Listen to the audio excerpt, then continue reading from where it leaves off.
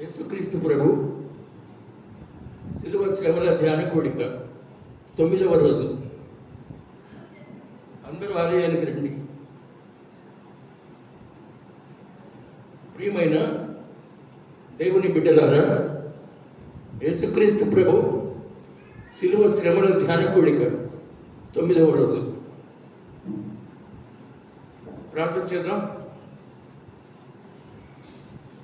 కృపామయుడ, దయమయుడ, రక్షక, 9వ రోజు ధ్యాన కూడికను ఆశీర్వదించండి. వచ్చిన బిడ్డలను, రానున్న బిడ్డలను ప్రేమించి ఆశీర్వదించండి. ఆది అంతం మీరేయండి. శ్రమల ధ్యాన కూడిక మాకు దయచేయమని యేసునామములో అడుగుచున్నాం తండ్రి. ఆమేన్. స్తోత్రం కలుగును గాక. దేవుడు వాక్యంలోకి వెళ్దాం.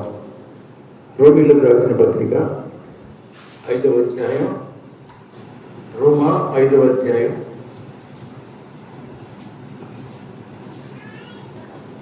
అపోస్తలుడైన పౌలు రోమీలకు రాసిన పత్రిక 5వ అధ్యాయం 6వ వచనం నుండి 11వ వచనం వరకు, 6 నుంచి 11 వరకు చదువుకుందాం. శ్రవణి వాక్యం చదువుమా. మైక్ మైక్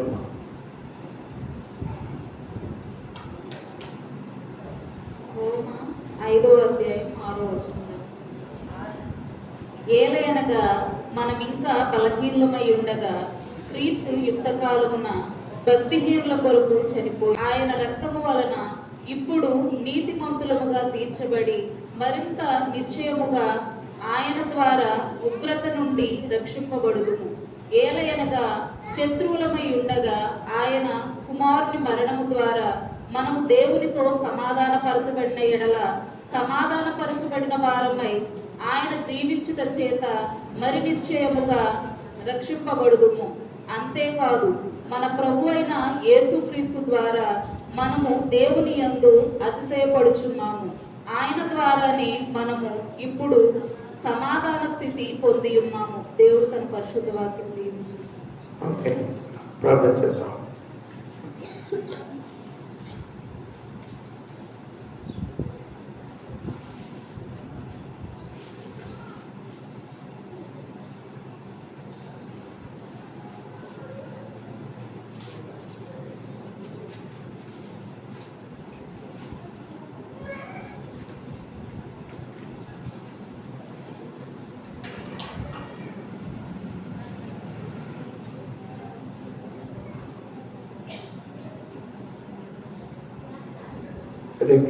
చిన్న ప్రార్థన పైకి తీసుకో.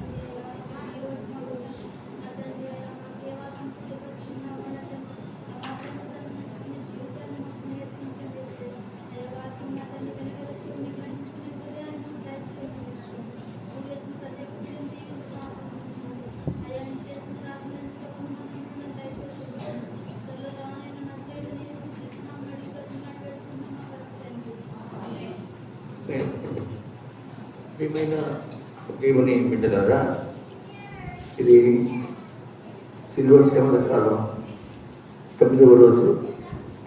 అనుదినము దైవాలయానికి వస్తున్న మీకు ప్రత్యేకంగా వందనాలు చెల్లిస్తున్నాను. యేసు ప్రభు చనిపోవడానికి ఏకైక కారణం ఏంటి? యేసయ్య మరణించడానికి అంత కారణం ఏంటి? అందరూ పుట్టారు, అందరూ హాయిగానే జీవిస్తున్నారు, కానీ ఏ తప్పు చేయని ప్రభుకే కష్టం, ఉపద్రవం ఎందుకు వచ్చింది అని మనం ఆలోచన చేయాలి. ఏదైనగా 6వ వచనంలో చదవబడిన వాక్య భాగంలో రోమా 5:6 ఏదైనగా మనం ఇంకా బలహీనమైండగా క్రీస్తు యుక్త కాలం భక్తిహీనుల కొరకు చనిపోయాడు. ఎవరి కోసం అండి? భక్తిహీనుల కొరకు చనిపోయినాడు. అది అసలు కాదు. మనమంతా భక్తిగా ఉండాలని ఆయన ఉద్దేశం, విశ్వసించాలని ఆయన ఉద్దేశం. కానీ మనం ఇంకనూ భక్తిహీనులుగానే ఉన్నాం. అందుచేత ఆయన చనిపోయినాడు. చనిపోవడం అనేది నీతిమంతుడి కొరకు ఒకడు చనిపోవడం మంచిది. అడుగు నీతిమంతుడు నా కోసం చనిపోయినాడు, నేను ఆయన కోసం చనిపోతాను అనడం కరెక్టే. కానీ ఇక్కడ ఆయన నీతిమంతుల కొరకు చనిపోలే, అవినీతి పనుల కోసం చనిపోయినాడు. ఆ నీతివంతుడు నా కోసం చనిపోయినాడు కాబట్టి నేను కూడా చనిపోతాను అంటే మామూలు. కానీ యేసు ప్రభువుల వారు ఆ నీతి లేని మన కొరకు చనిపోయినాడు. మంచివారి కొరకు ఎవడైనా తెగించవచ్చును. బైబిల్లో రాయబడిన మాట ఏంటంటే మంచివాడి కోసం ఎవరైనా చనిపోవడానికి తెగించవచ్చు. మనం మంచోడం అయితే మన కోసం చనిపోవడానికైనా తెగించవచ్చు. కానీ మనము ఇంకనూ పాపులమై ఉండగా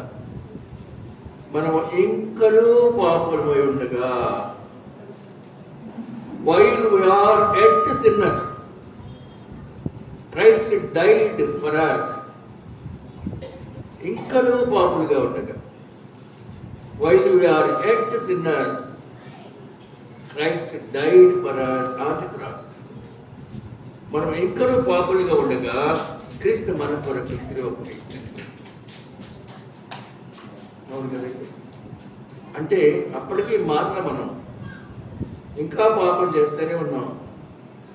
ఆయన ఎన్ని అద్భుతాలు చేసినా పాపులుగానే మిగిలిపోతున్నాం. అందుచేత ఇంకా పాపులుగా ఆయన తప్పించుకొని వెళ్ళిపోయినాడు. ఇంకా లాభం లేదు ఇక్కడ.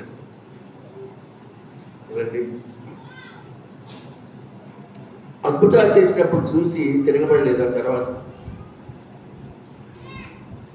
5 రొట్టెలు 2 చేపలతో 5,000 మందికి ఆహారం ఇవ్వగా చూసి ఇక అక్కడి నుంచి ఏమన్నా విశ్వాసులుగా ఉన్నారా?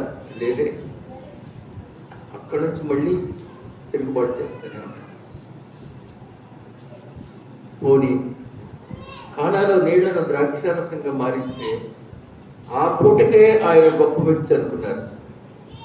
ఆ పూటకే అమ్మో ఎంత శక్తిమంతుడు, ఏం లేదు. ఆ ఒక్క అద్భుతం చాలు కదా. నీళ్లను ద్రాక్షారసంగా మార్చిన ఒక్క అద్భుతం చాలు. అయినా విశ్వాసం ఉంచలేదు. లేక నీళ్ల మీద నడిచినటువంటి ఒక అద్భుతం చాలు. అయినా ప్రజలు మారలేదు. ఇలా ఎన్నెన్నో ఉన్నాయి. అవన్నీ ఆయన చూస్తున్నాడండి.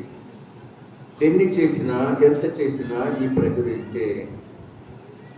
అందుచేతనే మనం ఇంకనూ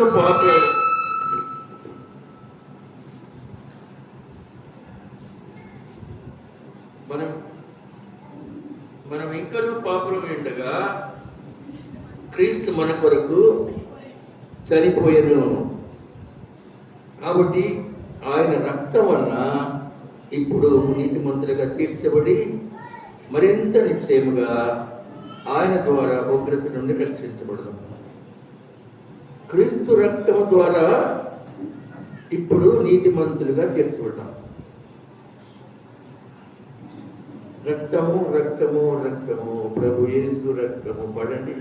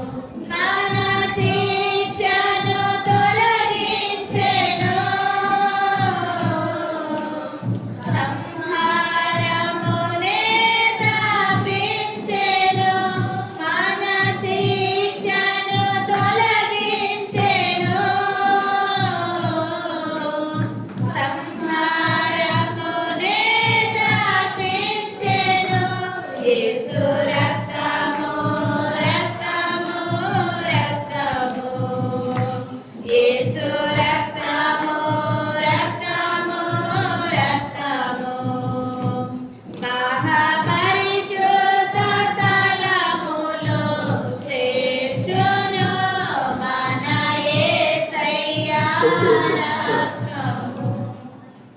పేతురు రాసిన మొదటి పత్రిక 2వ అధ్యాయం.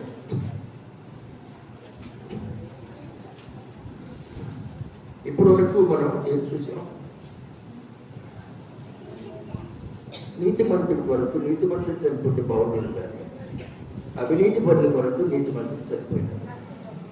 మంచివాడి కొరకు ఒకరు చనిపోవడం న్యాయమే, కానీ చెడ్డవాడమైన మన కొరకు చనిపోయాడని ఇప్పటి వరకు ప్రసంగం విన్నాను మీరు. ఇప్పుడు చూడండి, మొదటి పేజీలో 2వ అధ్యాయం 22వ వచనం. ఆయన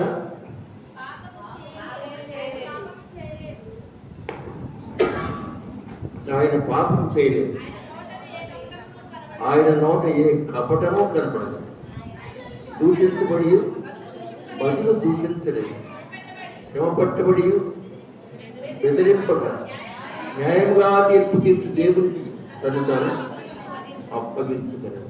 మనము పాపం అనే విషయమై చనిపోయి నీతి విషయమై జీవించినట్లు ఆయన తానే తన శరీరమందు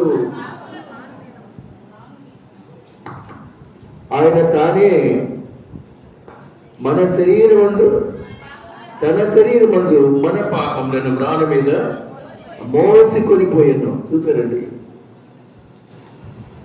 మన పాపాలని సిలువ మ్రాల మీద మోసుకొని పోయినాడు. ఆయన పొందిన గాయముల చేత మీరు స్వస్థత పొంది తిరిగి. చూశారండి, ఇప్పటికైనా ఆయన గాయం వల్లే నాకు స్వస్థత, ఆయన వల్లే నాకు విమోచన, ఆయన వల్లే నాకు విడుదల, ఆయన వల్లే అనేటువంటి ఆలోచన ఎప్పుడైనా మనం కలిగి ఉన్నామా? ఆయన పొందిన గాయముల చేత మీరు ఎంతమందిని మనం జ్ఞాపకం పెట్టుకుంటున్నాం? ఆయన మన కొరకు గాయపరచబడ్డాడు, నాకు ప్రాణం ఇచ్చింది ఆయనే. మీరు గుడ్ల వలె దారి తప్పిపోతుంది, కానీ ఇప్పుడు మీ ఆత్మల కాపరి అధ్యక్షుడైన ఆయన వైపునకు వెళ్ళి ఉన్నారు. వచ్చేద మన జీవితంలో కూడా యేసయ్య ఎందుకు చనిపోయినాడంటే ఇంక వేరే జవాబే లేదు నా కోసం.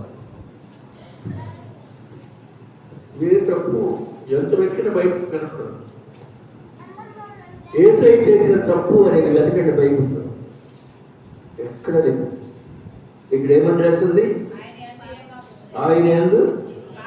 ఆయన పాపము చేయలేదు.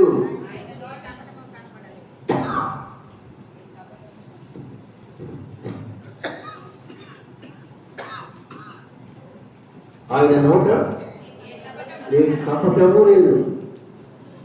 కపటం తెలుసు కదండి, పైకి ప్రేమించి లోపల ద్వేషించడం కపటం. బయటకు ఒక మాదిరిగా లోపల ఒక మాదిరిగా ఉండటం కపటం. కపటం అంటే నిజాన్ని దాచి అబద్ధాన్ని బయటపెట్టడం. నిజం లోపల వచ్చేసి ప్రేమ లేదు, అతనంటే ప్రేమ లేదు, లోపల ఉంది. బయటికి ఏమంటాడు? చెలికాడా నీకు శుభం. అది దాని పేరే కపటం అండి. మనలో అనేకలు కపటంగా జీవిస్తున్నాం. లోపల కపటం, రెండో మనిషి ఉన్నాడు లోపల. ఆ రెండో మనిషి మనల్ని మంచిగా ఉండనీయలేదు. ఆయన శ్రమ పెట్టబడి బెదిరింపక, ఆయన దూషించబడి దూషించలేదు, శ్రమ పెట్టబడి బెదిరింపక న్యాయముగా తీర్పు దేవుడికి తను మనము పాపముల విషయమై చనిపోయి నీతి విషయమై జీవించినట్లు ఆయన మన పాపములను మ్రాల మీద మోసుకొని పోయెను. ఆయన పొందిన గాయముల చేత మీరు మంచి మాట. యేసు రక్తం, యేసు గాయాలు మన పాపానికి పట్టు తెర వేసినాయి. ఆ రక్తం చేత తుడిచి వేసినాడు. యెషయా గ్రంథంలో ఉంది 53వ అధ్యాయంలో. యెషయా గ్రంథం 53వ అధ్యాయం చాలా ప్రాముఖ్యమైన అధ్యాయం అది.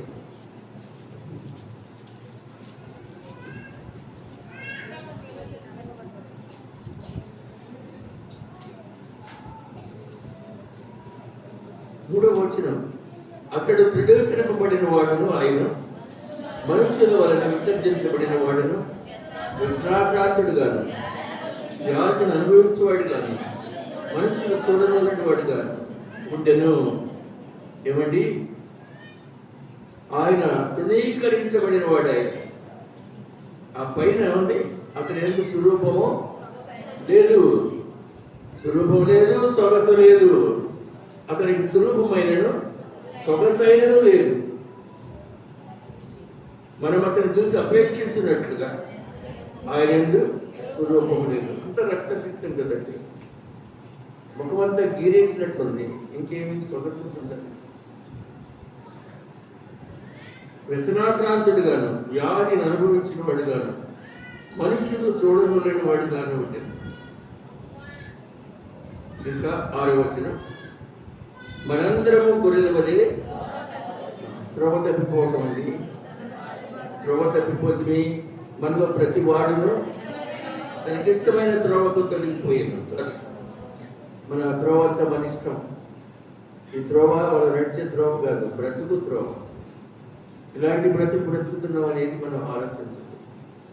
మన జీవన త్రోవ మాటి మాటికి మనం యూటర్న్ తీసుకుంటాం, పక్కకు తిరుగుతూ ఉంటాం, ముందుకు వెళ్ళి మళ్ళీ వెనక్కి వస్తుంటాం, ప్రార్థన ఎదిగి మళ్ళీ వెనక్కి వస్తూ ఉంటాం. గమనించండి, పాటలు పాడటంలో కూడా కొత్త తరహా పాటలు రావట్లేదు, దాని మీద శ్రద్ధ వహించట్లేదు. పాటలు మెలోడియస్గా ఉండలేదు. ఎంత పెద్ద సంఘంలో గంభీరంగా పాడగలిగిన శక్తివంతుడు బయటకు రాలేదు, మెలోడీ లేదు. కాబట్టి మనం డెవలప్ కావట్లేదు. ఇంకా మనం ఏమనుకున్నామంటే మనం బాగా డెవలప్ అయ్యాం అనుకుంటున్నాం. లేదండి, ఇంకా చాలా మంది మన ప్రార్థన జీవితానికి మెరుగు పెట్టుకోవడానికి, నగిషీలు చెక్కుకు కట్టాలి, ఇంకా చాలా ఉన్నాయి. దానికోసం ప్రయత్నం చేయలేదు. కొంతమంది పిల్లలు ఇంకా చిన్న పిల్లలప్పుడు పాడిన పాటలు అన్నీ ఉంటున్నాయి. గంభీరమైన గాత్రం సంపాదించుకోవడానికి కోరికలు లేవు. ఉంది, పాడగలని కెపాసిటీ ఉంది, కానీ ప్రాక్టీస్లో పెట్టట్లేకపోతున్నాం. ఎందుకంటే అంత పెద్ద లెక్క లేదు కదా. వేసే మాట అన్నా, వేసే ప్రార్థన అన్నా క్యాజువల్గా వెళుతున్నాం, కానీ స్పిరిచువల్గా వెళ్ళట్లేదు. ఆత్మీయంగా వెళ్ళలేకపోతున్నాం. ఆరాధన ఎలా ఉండాలండి? స్పిరిచువల్గా ఉండాలి, అంతేగాని క్యాజువల్గా కాదు. ఆరాధన ఆత్మ సంబంధమై ఉండాలి. ఎందుకంటే నా కొరకు ఫలానా ప్రాణం ఇచ్చాడని ఎవరైనా చెప్పగలవా? భూమి మీద యేసు దేవుడు ఒక్కడే మన కొరకు తన ప్రాణం ఇచ్చాడు. ఆయనే మనం మర్చిపోతే ఎలాగండి? ఇంకా 5వ వచనం, మన అతిక్రమ క్రియలను బట్టి అతడు గాయపరచబడెను, దోషములను బట్టి. ఇదేంటండి? మన అతిక్రమం చేస్తే ఆయన గాయాలేంటి?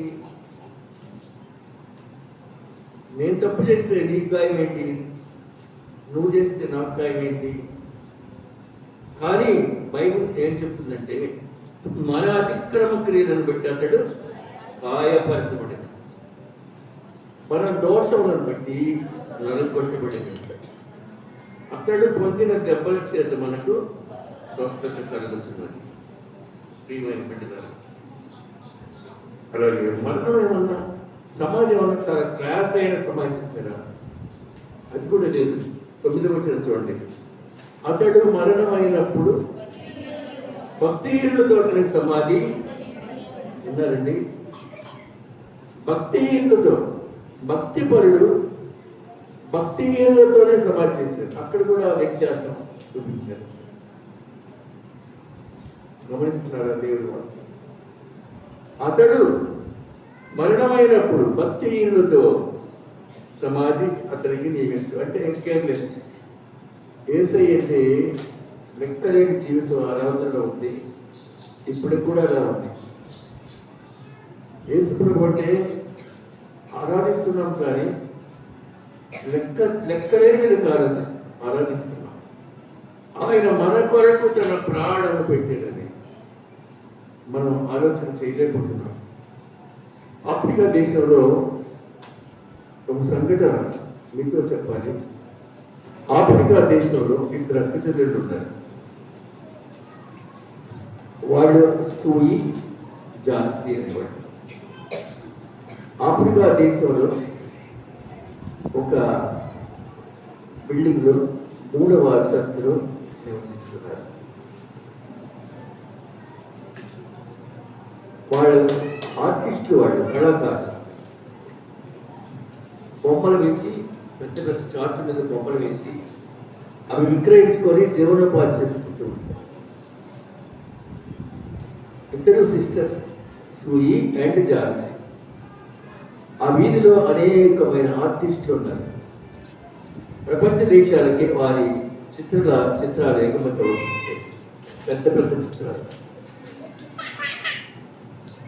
బెర్గామ్ మ్యాన్ అనే ఇంకొక ఆర్టిస్టు కింద అంతస్తులో ఉన్నాడు. సూయి, ఝాన్సీ 3వ అంతస్తులో ఉన్నారు.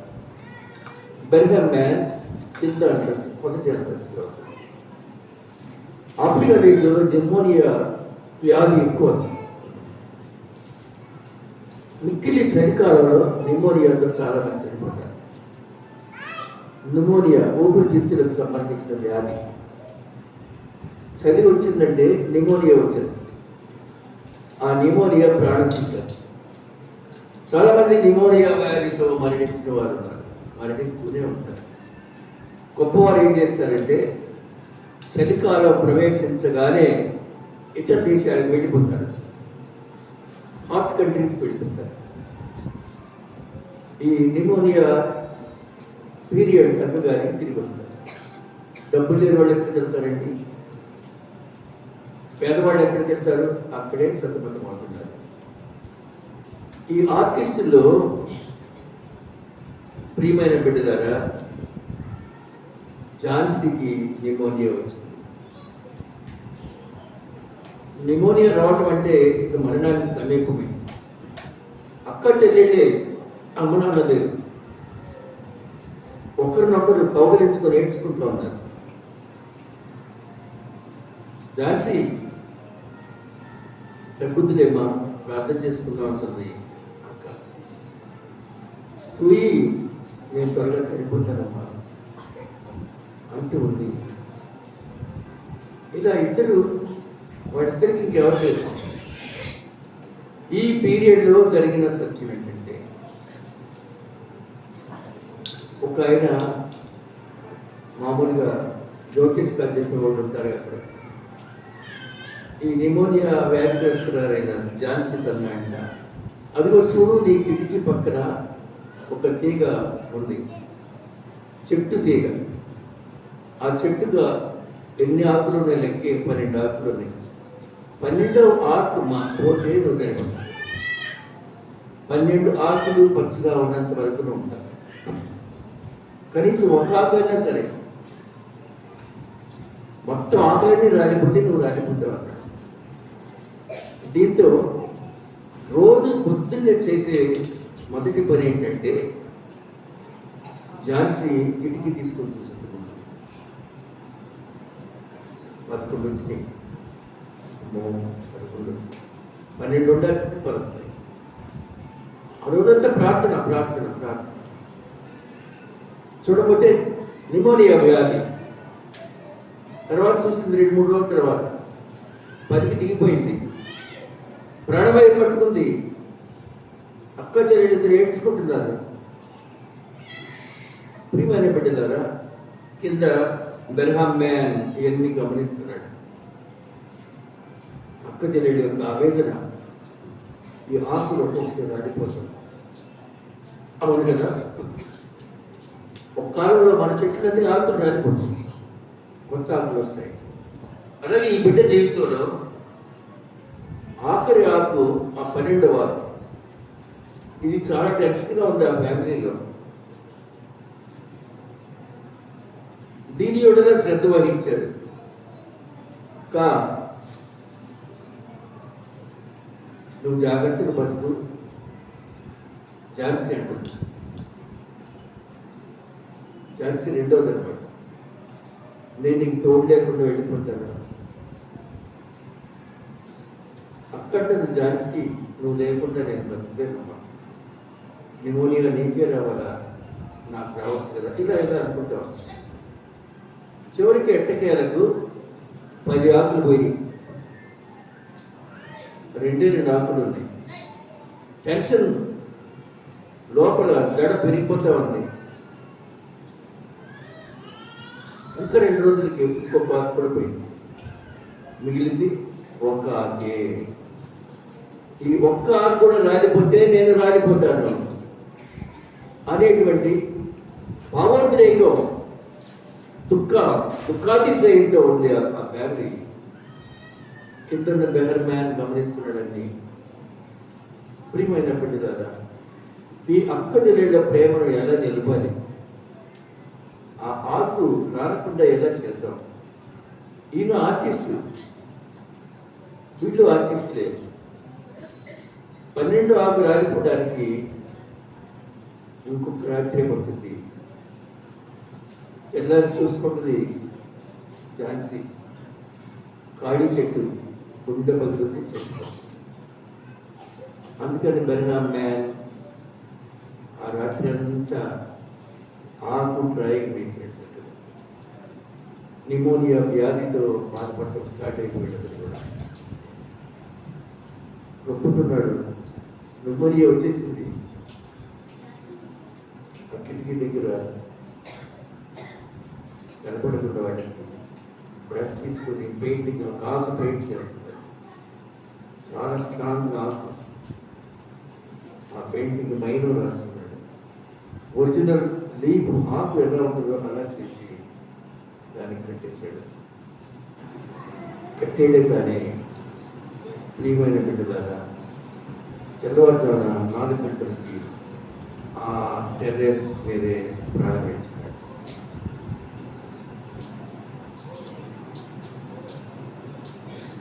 కిటికీకి ఒక పిట్ట కూడా ఉంటుంది కదా,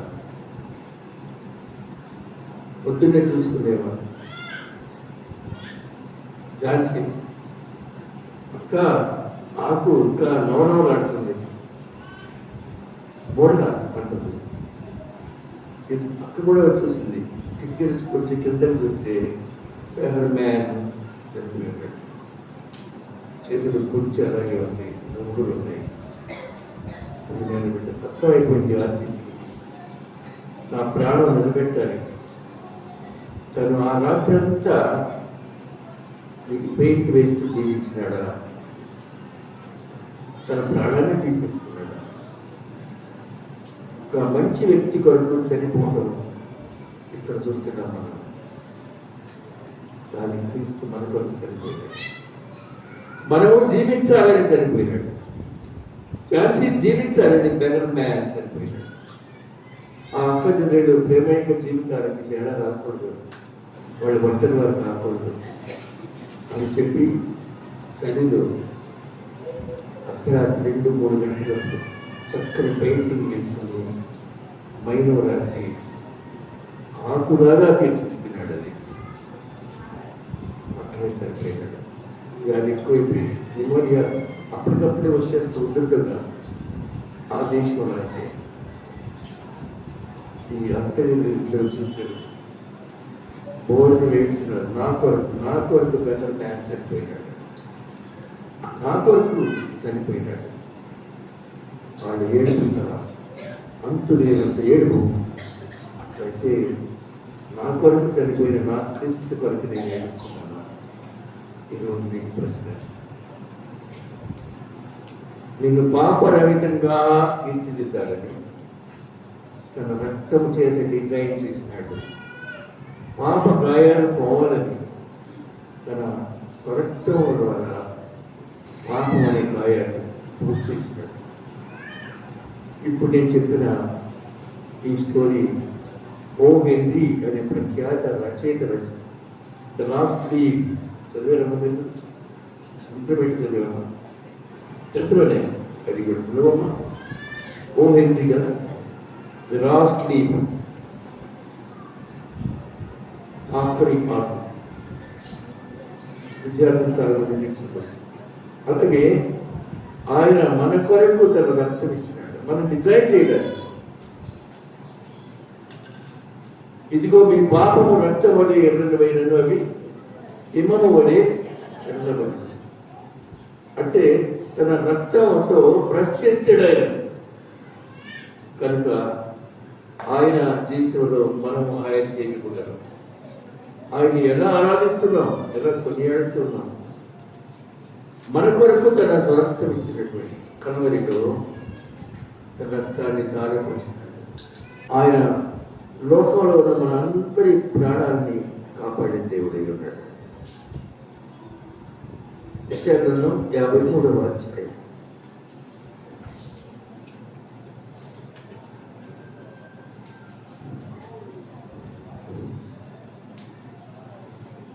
8వ వచనం.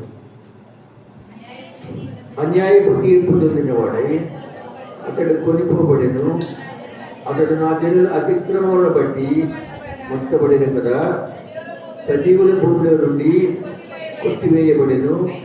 ఆయనను అతని తరము వారిలో ఈ సంగతి ఆలోచించిన వారెవరు? అతడు మరణమైనప్పుడు భక్తిహీనుడు అతనికి. ఈ ఎవరమై భక్తిహీనుడు? మనమే. మరణమైనప్పుడు భక్తిహీనులతో సమాధి చేయబడినాడు. వ్యాధిని అనుభవించిన వాడు, వ్యసనాక్రాంతుడు, దోషములు అనుభవించినటువంటి వాడు. మనమందరం కూడా గొర్రెల వలె త్రోవ తప్పిపోయినటువంటి దశలో ఆయన మనకు తన ప్రాణం ఇచ్చినాడు. కనుక ఈ శ్రమల జానకోడిలో ఒక్క మాట ఆలోచించండి. ఆయన నా కొరకు తన ప్రాణం పెట్టాడు, నేను ఆయన కొరకు ఏమి ఇస్తున్నాను. ఆయన నన్ను శుద్ధ హృదయం కలిగి ఉండు అన్నాడు. ఒక మాటే.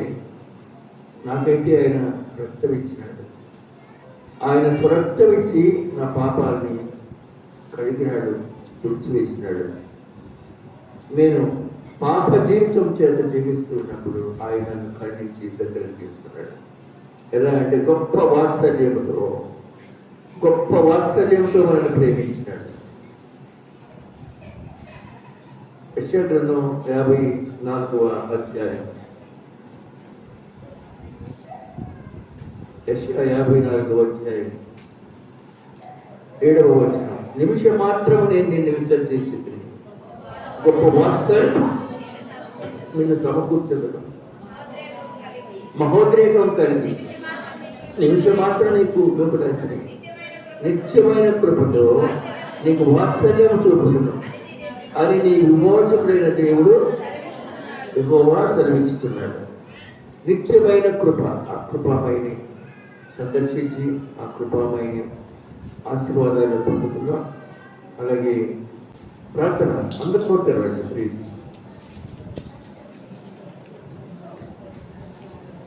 దేవుని చేతుల్లో పెట్టడమే ప్రార్థన అంటే.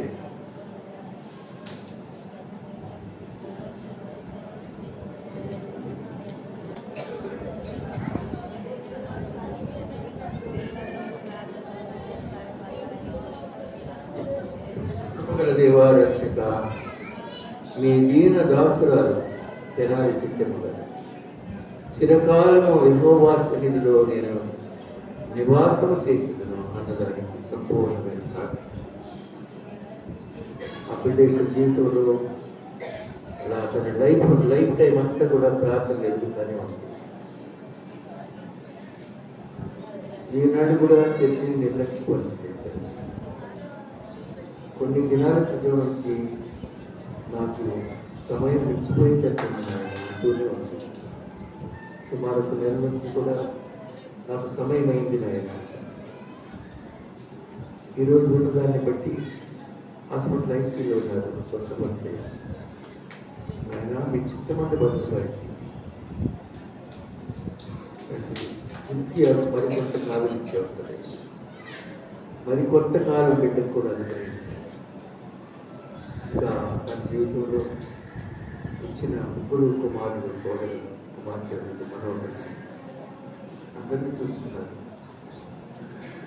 వారి భర్త గారు ఉన్నప్పుడు ఒక సాంప్రదాయంగా చక్కగా పాడి పంటలు పశువులు కలిగిన కుటుంబం.